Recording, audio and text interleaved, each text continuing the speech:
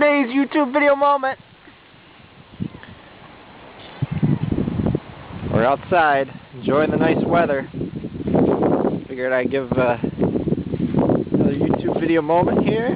Haven't done one in a while. We switched over our Roadrunner because the rate went up from 50 to 55 bucks a month for the high speed. So we dropped it down to the low data rate level. I don't know, save us 20 bucks, something like that. $25. So out here the other day, I came across this. It was about half this size. Now it's absolutely enormous. It's bigger than my hand. And it's a puffball, a big mushroom.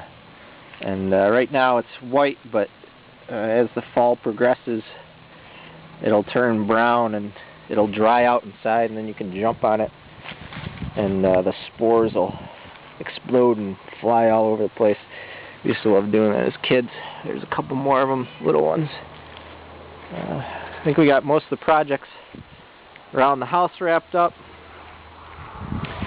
You can see the grass is finally coming in where we did all the landscaping there and cleaned out all the brush. The whole thing used to kind of look like that over there. And now it's all nice and cleaned up. Trees pruned back. Leaves are falling on the ground. We're gonna have to see if we can do our leaf party to have kids rake up my leaves because I don't like doing it.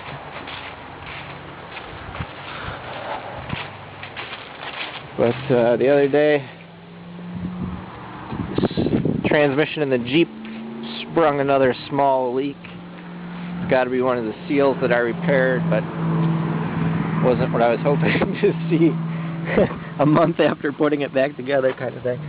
It's pretty slow, not real substantial, but you can see there's a little drip there, and the bottom of the bell housing is wet, so it's got to be there. The pump, the big ring seal that goes around the pump, or the main seal around the pump drive shaft. I don't know what's causing it. It was a brand new seal, so I don't know, I guess better now than later. We got to do the that spring bearing on it anyway, so it's got to come out to do that. I'm just waiting until I get the TT back online, and then I can drive that and don't have to be without a vehicle. And then we'll tackle it. It's not dripping too bad. TT is almost done. I get parts on order for the wheel spoiler, a little piece of plastic that kind of blocks airflow from the wheel. That's really the last piece that I need. There's a right and left hand version, so wait for those to come in. Pretty happy with how the hood turned out. This edge here was all crumpled underneath, probably a good 1.5 to 2 inches on this side, and then about 1 inch on the other side. So Bell did a real nice job with it. They ended up painting the whole thing rather than just doing a blend, just because there were so many little stone dings on this lead edge. It took me a while to set up the gaps here, but it wasn't as bad as I thought it was going to be. Probably fitted it 10-15 times before I got it where I wanted it. Lots of little lines to make sure your gaps are right. But both sides of it came out really nice. I'm happy with it. Paint color is spot on. I lucked out with that because there was only one paint code for this color, so it happened to look pretty good. It's a lot better looking than the old hood was. And even the front clip isn't too bad. The paint quality is not great. If you can see it here, there's a lot of orange peel on the clear coat, but it's not that noticeable. The top edge is pretty good because it was all blended, but where they repainted this edge for whatever reason, it's not perfect, but it's good enough. This guy over here, I'm going to explain about this. Is the Sprague bearing for the clutch. So this sits at the back of the transmission and controls first gear lockup. So it rotates freely in one direction, and it locks, kind of cams in and locks these roller bearings here in the opposite direction to keep the I guess it's the first gear clutch housing or first clutch housing from rotating the opposite direction. And I thought I was okay when I rebuilt the transmission the first time.